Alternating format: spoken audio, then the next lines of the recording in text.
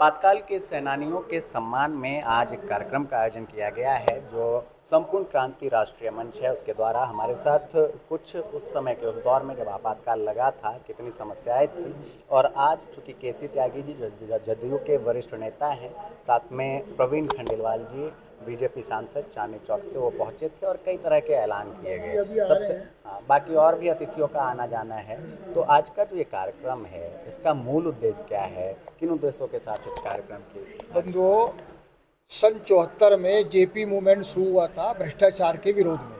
आप सब जानते हैं कि भारत में कोई भी चीज़ की कमी नहीं है, लेकिन वो भ्रष्टाचार के कारण हमेशा बंद रही है। और इंदिरा जी ने उस समय भ्रष्टाचार की अतिशयोक्ति कर दी थी। उधर भ्रष्टाचार के आरोप में 12 जून 1975 को वो दोषी पाई जाती हैं। इस्तीफा ना दे करके उन्होंने आपातकाल लगा दिया और उस समय संविधान का गला घोटा गया।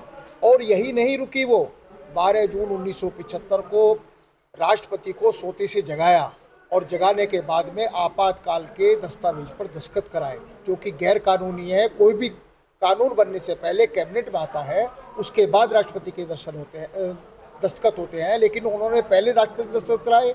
अगले दिन 26 जून की सुबह 6 बजे सबको बुला करके कैबिनेट को बताया कि राष्ट्रपति जी ने देश में आपातकाल लगा दिया। कैबिनेट के किसी भी व्यक्ति के अंदर इतनी भी हिम्मत नहीं हुई पूरी कार्यपालिका की इंदिरा जी से ये पूछ सके कि आपात क्यों लगाया। स्वर्ण सिंह ने पूछा सिर्फ, लेकिन उन्होंने कहा इंदिरा जी ने कि ये बहुत जरूरी था, और उसके बाद कार्यपालिका समाप्त कर दी गई। कैबिनेट की कोई मीटिंग नहीं, कोई प्रस्ताव नहीं हुआ। तो ये सबसे बड़ा असंवैधानिक काम किया। और उस रात पूरी रात पीएमओ सोया नहीं है, पूरे रात गिरफ्तारियों के वारंट बनते रहे। देश भर के जितने भी विपक्ष के नेता थे, चाहे वो किसी भी पार्टी के थे, कांग्रेस को छोड़कर, उन सब को रातों रात वारंट भेज दिए गए। और रातों रात जेपी को भी, अटल जी को भी, चौधरी चरण सिंह को भी, जितने भी विपक्ष के नेता थे, रातों रात बंद कर दिया और बिना किसी कारण बताए। और यही नहीं रुकी वो, उसके बाद में संविधान के जो रक्षक होते हैं, न्यायपालिका होती है, न्यायपालिका के अधिकार निरस्त कर दिए। न्यायपालिका को उस कानून के संबंध में और जो उनको पकड़ा गया था, उनको गिरफ्तार किया गया था, उसके खिलाफ सुनने का एक भी मौका नहीं दिया गया और उनके अधिकार, कार्य न्यायपालिका के अधिकार निरस्त कर दिए। और इसके अलावा पूरी रात उस समय प्रेस के नाम पर सिर्फ अखबार होते थे, बहादुर शाह जफर मार्ग पर से ही सारे अखबार छपते थे। उस रोड की लाइन काट दी गई ताकि कोई अखबार ना छपे। एक अखबार हिंदुस्तान बड़ी मुश्किल से छप गया था, उसकी सारी प्रति जब्त कर ली गई। तो इस प्रकार का घोर तानाशाह व्यवहार, जो आज कहते हैं अघोषित आपातकाल, उनको पता होना चाहिए कि किस तरीके से लोकतंत्र के चारों खंभों को ध्वस्त किया गया। और इंदिरा जी ने किया, कांग्रेस ने किया। और यही नहीं रुकी वो, उसके बाद में जब लोकसभा का हमारा अधिवेशन चलता है, सत्र होता है, लोकसभा का 5 वर्ष का कार्यकाल होता है, उन्होंने उसको भी समाप्त किया। उस कार्यकाल को 6 वर्ष का कर दिया, जबकि 5 वर्ष का कार्यकाल होता है। संविधान के ऊपर जबरदस्त चोट की। और यही नहीं रुकी, जब सारा विपक्ष जेल में था, सारे संवैधानिक अधिकार निरस्त थे, रातों रात कैबिनेट बुलाई, लोकसभा में प्रस्ताव रखा और हिंदुस्तान के जो संविधान निर्माता थे उनकी भावनाओं को ध्वस्त करके संविधान की मूल भावना पर कुठाराघात किया और हमारे संविधान में जोड़ा सेकुलर समाजवादी शब्द। संविधान निर्माताओं ने इस सब पे बहुत विचार किया था, लेकिन उन्होंने हमारे संविधान को सेकुलर समाजवादी नहीं कहा था, क्योंकि हमारा हिंदुस्तान धर्म प्रधान है, धर्म विहीन नहीं है, और उन्होंने उसको धर्म विहीन बना दिया। तो इस प्रकार जो आज कहते हैं घोषित आपातकाल और घोषित आपातकाल, वो पता होना चाहिए कि संविधान के चारों खंभों को उस समय ध्वस्त किया गया। आज यहाँ पर जो लोग आए हैं ये सभी क्या उस आपातकाल के दौरान पीड़ित व्यक्ति हैं या और आए हैं तो कहाँ से आए हैं? ये यूपी, बिहार, राजस्थान, मध्य प्रदेश, महाराष्ट्र, दिल्ली, छत्तीसगढ़, इन सब प्रांतों से जो चुनिंदा प्रतिनिधि है वो बुलाए गए थे। और आपातकाल जो आज बार बार कहते हैं घोषित आपातकाल, वास्तव में आपातकाल में कितना अत्याचार हुआ ये उसके गवाह हैं। बिल्कुल। और आप अगर आज के दौर में देखें तो जो विपक्ष है वो सीधे तौर पर ये कहता है कि अघोषित आपातकाल है, लोकतंत्र की हत्या हो रही है। और ये तमाम लोग यहाँ बैठे, अंदर जो कार्यक्रम हम आपको दिखा रहे थे, वहाँ बैठे तमाम लोग उस आपातकाल के पीड़ित हैं जो 21 महीने के लिए लगा था, और उन 21 महीने का जो दौर था उसमें इन्हें काफ़ी प्रताड़नाएं झेलनी पड़ी थी। कुछ और लोगों से हम बातचीत करते हैं। आप कहाँ से आए हैं? हम यूपी से आए हैं, मेरठ से। कुछ जो उस आपातकाल के दौर में आप लोगों ने एहसास किया हो, आप लोगों को प्रताड़नाएं झेलनी पड़ी हो। 3 महीने हम लोग जेल में रहे और हमारा जो व्यापार था बिल्कुल जीरो हो गया। परिवार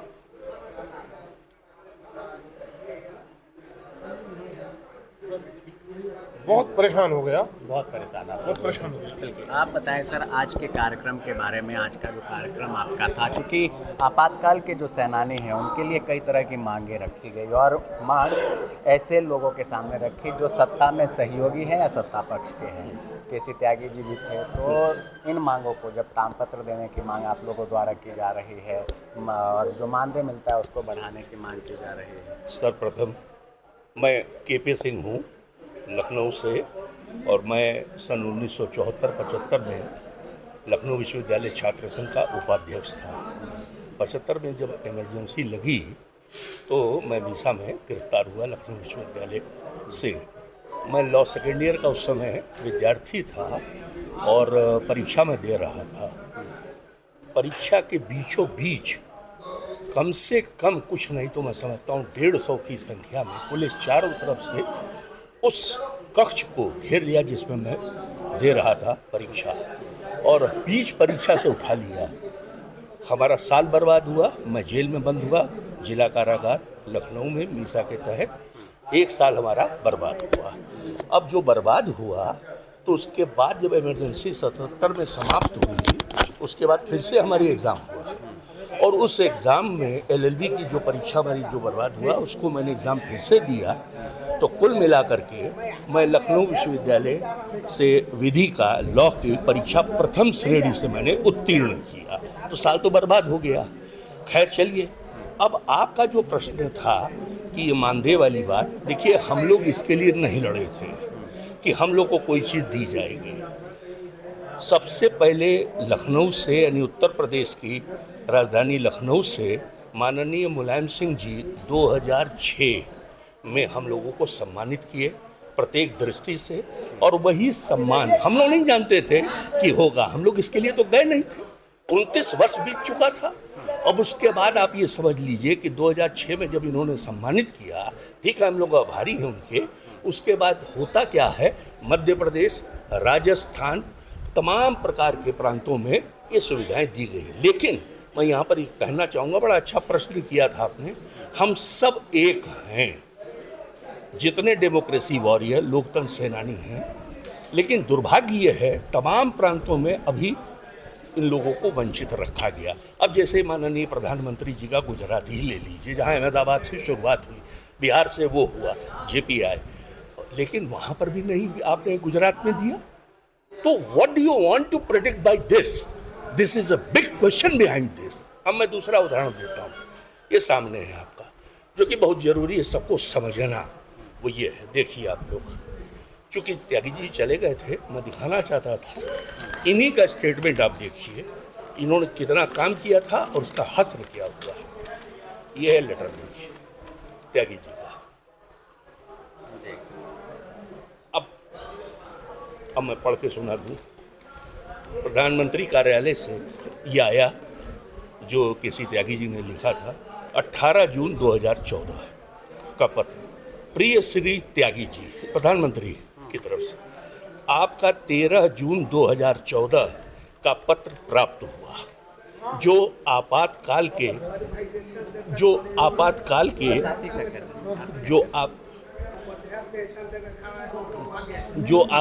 के दौरान बंदी बनाए गए लोगों को स्वतंत्रता सेनानियों के समकक्ष मान्यता देकर उचित सम्मान दिलाने एवं भत्ता या पेंशन देने के संबंध में है। मैं इस मामले पर गौर करवा रहा हूं।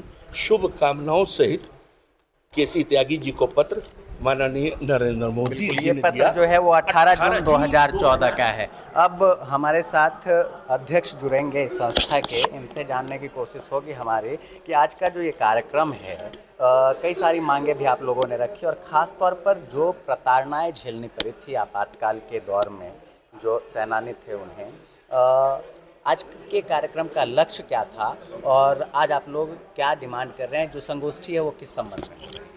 50वीं वर्ष बीतने जा रहा है ये जो आपातकाल का, जब इस पूरे देश को एक बड़े जेल में बदल दिया गया था और जो जहां मिला उसको पकड़ा जा रहा था। हम लोगों को पुलिस तलाशते चल रही थी। गिरफ्तार हुए बाद में उस दिन नहीं गिरफ्तार हुए 25 को। एक प्रिंसिपल थे, उन्होंने हमको पान खिलाया और कहा कि आप कहाँ जा रहे हैं, पुलिस खोज रही है, भागे जल्दी पान खा के। हम देखे कि सुनसान सड़क है, हमको समझ में बात नहीं आई थी क्योंकि हम बाहर से आए थे। तो बस से उतरे 25 तारीख की बता रहा हूँ, 26 को, 25 को आधी रात में लगा घोषित किया और 26 को गया। मेरी आयु 78 वर्ष की अभी होने जा रही है, उसमें गुजर रहे हैं। उस समय समझिए कि हमारी आयु क्या होगी। और हम भागे, पुलिस हमको नहीं पकड़ सकी। पुलिस मुख्य सड़क पर थी, हम खेत में चले गए और वहाँ से सीधे गांधी मैदान पटना का रुख किए। वहाँ पर हमारे नेता लोग थे, कर्पूरी ठाकुर, कैलाशपति मिश्र, रामानंद तिवारी गिरफ्तारी देने वाले थे। रामानंद तिवारी को मैंने पहचाना नहीं, वो मुरेठा बांधे हुए थे, वहाँ लाठी लिए हुए, तो उन्होंने इशारा से बुलाया। दुकानदारों ने मना किया कि आप उधर मन जाइए, आप गिरफ्तार कर लेगा। तो उनकी नज़र पड़ी तो बुलाया, मैंने उनको नहीं पहचाना। उन्होंने जामुन दिया, कहा कि तुमको नहीं भी गिरफ्तार होना है, तुम नेता बनना चाहता है तुमको। तो हमने चैलेंज स्वीकार कर लिया। हम बहुत अंत में हुआ कि उनको जहाँ वो शूटर साइड जो जॉर्ज फर्नांडिस पर था, सारी दफाएं हम पर लगा दी गई और हमको गिरफ्तार किया। चारों से पुलिस थी। मैं थक चुका था, मैं भागा नहीं और 2-3 साथी के चाय पिया, सब हमारे साथ चले गए। 3 साथियों के साथ में गिरफ्तार हो गया। अब मैं बताता हूँ कि आज का जो आयोजन का जो प्रयोजन था, यह था कि प्रधानमंत्री जी और यूपी के मुख्यमंत्री जी सचेत नहीं हो रहे हैं। यूपी में अभी 20,000 सम्मान पेंशन मिल रहा है, उसको 25,000 करने का प्रस्ताव विधानसभा से पारित है, कैबिनेट से स्वीकृत है, नोटिफिकेशन नहीं कर रहे हैं। ये जो हमारे प्रधानमंत्री जी हैं माननीय केसी त्यागी, 2014 में राज्यसभा में सवाल किया था कि इनके लिए क्या आप कहें कि हाँ, इनको हम स्वतंत्रता सेनानी का दर्जा देने जा रहे हैं। तो हम लोग मांग कर रहे हैं कि अभी सचेत हो जाइए। ये 2024 की जो वोटिंग हुई है वो आपके लिए चेतावनी है। लेकिन अगर चाहते हैं कि, क्योंकि हम लोग बैठ गए, हमारे बहुत साथी बैठ गए, हम तो यूपी में आकर के हमने कहा कि भाई देश बचाने के लिए वोट करो, तो कुछ समझा। हमको साथियों ने कहा कि आपने कहा तो हम वोट दे रहे हैं। हमको आप आपातकाल की बात करते हैं। हमारे जो लोग शहीद हुए, 1,40,000 लोग गिरफ्तार हुए, 1,40,000 पूरे देश में, और विकलांग हजारों लोग हुए। उनके बलबूते पर संविधान बचाया हम लोगों ने, लोकतंत्र बचाया। आज परिवार गुजर गया है, बुढ़ापा में अब शुद्धि नहीं ले रहे हैं, अपने अब राज भोग रहे हैं सारे लोग। और अपने साथियों को जो उन्होंने इस तरह का अपने को सर्व कहिए कि न्यौछावर कर दिया देश के लिए, देश को बचाने के लिए, उनकी अब शुद्धि नहीं ले रहे हैं, कह करके रह जा रहे हैं। आपातकाल की निंदा से काम नहीं चलेगा। आपातकाल में लड़ने वालों के लिए आपको करना पड़ेगा। और आपने जो वादा किया था कि हम जिस तरह से स्वतंत्रता सेनानी अधिनियम पारित हुआ, इंदिरा गांधी ने किया, उसी तरह से लोकतंत्र सेनानी अधिनियम आप संसद में पारित कराइए और भागिए नहीं। हमने कहा कि भाई बोलने से काम नहीं चलेगा, आप हाँ, काम करके हाँ, भी दिखाइए। क्योंकि आपातकाल की चर्चा आप देखिए, जब भी सदन हो या ऐसे, प्रधानमंत्री जी लगातार उसको लेकर इंदिरा जी पर निशाना साधते हैं, कांग्रेस पर निशाना साधते रहते हैं। अभी आपके एक साथी थे जो केसी त्यागी जी के 2014 को जो प्रधानमंत्री कार्यालय द्वारा भेजा गया लेटर था, उसको दिखा रहे थे कि मैं इस पर गंभीरता से विचार करूंगा। हाँ, नहीं, वो बोला था उन्होंने, केसी त्यागी ने टेलीफोन किया हमको, हमने सुना, टीवी पर उनका आया था कि हम कर रहे हैं। केसी त्यागी ने हमको फोन लगाया कि सुनो भाई, मेरा है उसका दे रहा देता है ना संसद वाला, तो उसमें दिया था। तो खाली कहने से बोलने से काम नहीं चलेगा, कर्म कीजिए प्रधानमंत्री जी, और हम लोगों को सम्मानित करने का जो अधिनियम है लोकतंत्र पारित कीजिए, जैसे इंदिरा गांधी ने पारित कराया था स्वतंत्रता सेनानी अधिनियम, पारित कीजिए और स्वतंत्रता सेनानी के समकक्ष का दर्जा लोकतंत्र सेनानी कह के हमको दीजिए। हमारे साथ आज के प्रोग्राम में आए हुए कई अतिथि जुड़ रहे थे और जिन संस्था के पहल से प्रयास किया गया उसके कुछ कार्यकर्ता हमारे साथ जुड़ रहे हैं। हमारे साथ इस वक्त धर्मवीर शर्मा जी हैं। शर्मा जी, आज का जो कार्यक्रम था आपातकाल, जिसको हमेशा याद किया जाता है, और आप देखें कि जब भी प्रधानमंत्री भी इस मामले को लेकर विपक्ष पर तंज कसते हैं तो उधर से आरोप प्रत्यारोप होता है। बहुत लोगों को लगता है कि आज भी जो इस क्रांति के सच में जननायक थे, ऐसे लोगों को अब इंसाफ मिला होगा, लेकिन आज भी हमने देखा है कि आप लोग चर्चा कर रहे थे, कई तरह की मांग है। उस आपातकाल के दौर को याद करते हुए आज के समय में कितनी स्थिति बदली और कितने हद तक जो सेनानी है वो संतुष्ट है? देखिए, ऐसा आपातकाल में जो संघर्ष किया था उस समय कोई कल्पना नहीं थी। केसी त्यागी ने भी बात कही कि हम जेल जाएंगे, वापस आएंगे, नहीं आएंगे। कई लोग बीमार हो गए, कई लोगों का व्यापार ख़त्म हो गया। अभी प्रवीण खंडेलवाल जी जो सांसद हैं उन्होंने बहुत अच्छी बात कही कि मेरा व्यापार 20 साल पीछे चला गया, कि उनके ताऊ जी भी जेल में थे, उनके पिताजी भी जेल में थे और उनके चाचा जी बहुत छोटी उम्र के थे, उस समय दुकान वो संभाल नहीं पाते थे। तो आप देखिए कितना संघर्ष, और ऐसा एक परिवार नहीं है, अनेकों परिवार है। 2 लोग हमने यहाँ सम्मानित भी किया है, गिलहरी राशि के रूप में, सहयोग के रूप में हमने उनको 25-25 हज़ार रुपये भी दिए हैं कि भाई हमारी ओर से ऐसा फंड हम एक बना रहे हैं दिल्ली में। कम से कम दिल्ली में जो लोग हमारे बिल्कुल, एक कार्यकर्ता तो ऐसे हैं जो 1975 में भी झुग्गी में रहते थे कच्ची, और आज भी वो झुग्गी में रहते हैं। यहाँ आए हुए थे, श्रीनाथ जी आए हुए थे, उनको भी हमने सहायता सहयोग करा है। लेकिन हमारी अपेक्षा यह है कि, और वैसे तो केसी त्यागी जी ने इतनी अच्छी बातें कही कि भाई आपातकाल बंदियों को एक ताम्रपत्र मिलना चाहिए, उनके परिवार से एक व्यक्ति को नौकरी मिलनी चाहिए, और उनके लिए सम्मान निधि तय होनी चाहिए, और उनको मेडिकल और ट्रांसपोर्ट की सुविधा मिलनी चाहिए। केसी त्यागी जी कह कर गए हैं।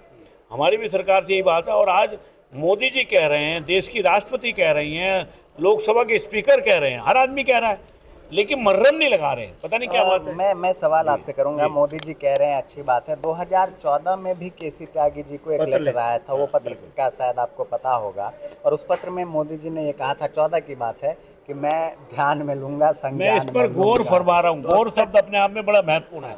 गौर का मतलब होता है विशेष फोकस, लेकिन मोदी जी भूल गए या उनको व्यस्तता में नहीं ध्यान रहा। लेकिन मैं समझता हूँ आज वातावरण बहुत इस समय गर्म है, ये हॉट टॉपिक है, इमरजेंसी, काला दिवस, और मैं समझता हूँ सरकार इस समय करने की स्थिति में है, और हमारा प्रयास है। हमने जो सम्मेलन किया है, इस सम्मेलन के माध्यम से हम सरकार को, प्रशासन को, प्रधानमंत्री को, राष्ट्रपति को, लोकसभा के स्पीकर को, भारतीय जनता पार्टी को, सभी पार्टियों को ये कहना चाहते हैं कि भाई आप जागो, नहीं तो लोकतंत्र सेनानी आज मुश्किल से सारे देश में 25 से 30 हज़ार हैं, जबकि 1.5 लाख लोग उस समय अरेस्ट हुए थे। और कई लोग तो वास्तव में ऐसे हैं कि जो आज तक खड़े नहीं हो पाए, अपंग भी हो गए हैं।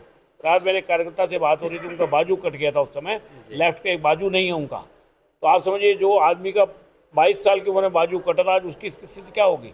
अब काम धंधा तो करता ही है ना कुछ। मैं थोड़ा सा आपका जो गिलहरी पहल है उस पर बात करूंगा। 25-25 हज़ार रुपये के आज 2 लोगों को आपने ये सम्मान राशि दी है, और इन कामों को करने के लिए प्रवीण खंडेलवाल ने भी ये कहा कि जितना सहयोग हमारा होगा, इसमें मैं भी एक आपका जो है रास्ता बन सकता हूँ, जरिया बन सकता हूँ। तो धीरे धीरे क्या, क्योंकि अभी भी बहुत लोग हैं जो उस आंदोलन से निकलने के बाद हो सकता है संज्ञान में ना हो, देश भर की बात हो रही है, तो ऐसे लोगों तक भी जागरूकता पहुंचाई जाए, उन लोगों को भी जोड़ा जाए, इसके लिए नहीं, हमने अभी इमीडिएट, इसलिए मैंने यहाँ भी बोलते हुए कहा कि हमने दिल्ली के लोगों ने एक आपातकालीन सेनानी सहायता समूह बनाया। वो फॉर्मल कोई पार्टी नहीं है, संगठन नहीं है। उसमें हमने पहली मीटिंग में 2 लाख रुपए इकट्ठा किया था। हमारे ध्यान में कुछ नाम है, आज खंडेलवाल जी भी कह गए, हमारे सांसद, अन्य लोग भी सहयोग करने को तैयार हैं। और हमने जो 10 लोग चिन्हित किए हैं दिल्ली में, ऐसे अभी 8 लोग और हैं जो इनको एकदम नीड है। अब आप देखिए, कल एक कार्यकर्ता रात को रोने लगा। एक कार्यकर्ता ऐसा जो अपनी बेटियों के घर रह रहा है, उसका बेटा कोई है नहीं, पति पत्नी दोनों 6 महीने एक बेटी के पास रहते हैं, 6 महीने एक बेटी के पास रहते हैं। कई बार उनका फ़ोन आता है कि भाई साहब कुछ कराओ, भाई साहब कुछ कराओ। लेकिन मैं तो लगभग 11 साल से इससे जुड़ा हूँ। कुल मिलाकर ये कहा जाए लेकिन कि हम अब उनकी पहल आप सहायता लोगों की पहल शुरू नहीं, हो नहीं, चुकी है। हमने जो 10 लोग चिन्हित किए हैं उनको हम अगले 6 महीनों में घर पर जाकर ये सहयोग गिलहरी जो प्रयास है 25,000 रुपये वाला, हम ये बाकी 8 लोगों को करने वाले हैं। ऐसा नहीं है खाली बयान है। और मैं बता दूंगा आपको, बाकायदा आपको बुलाएंगे, उनके घर जाके हम देने वाले हैं। क्योंकि आज तो हमने प्रतीक रूप में बुलाया था कि भाई ये फ्लैश हो न्यूज़ लोगों को पता चले। हम उन 8 लोगों को, अब नाम है मेरे पास, आप कहें तो मैं नाम बताने की स्थिति में हूँ, लेकिन सार्वजनिक करना ठीक नहीं है। वो 8, वो मेरे पास लिस्ट है मेरी जेब में। पहल शुरू हो चुकी है और अब जो होगा अच्छा होगा। ये हमें से पिछले 3 सालों से कर रहे हैं, कुछ सहायता कर रहे थे, लेकिन क्या उससे कोई बात बनती, फिर हमने कहा छोटा सा एक फंड बनाया जाए। और प्रवीण खंडेलवाल जी कह गए तो ये हमारे लिए और खुशखबरी की बात है। वो सांसद भी हैं, व्यापारी नेता भी हैं, और सहयोग मिलेगा तो राशि बढ़ा भी सकते हैं। हाँ, को जितना सम्मान मिलना चाहिए था, जिसके वो हकदार थे, वो नहीं मिला। अगर ये सत्याग्रही ना हुए होते तो देश में लोकतंत्र की स्थापना नहीं होती। मैं चाहता हूँ कि जो उनका सम्मान निधि है वो बढ़ाई जाए और सबको तामपत्र मिलें, सेनानियों की तरह से जैसे फ्रीडम फाइटर्स को मिले थे, और उनके परिजनों के लिए स्वास्थ्य संबंधी जो चिकित्सा है उसकी भी मुफ्त व्यवस्था। ये मांग है आज जो संपूर्ण क्रांति राष्ट्रीय मंच है उसके द्वारा मांग की जा रही है।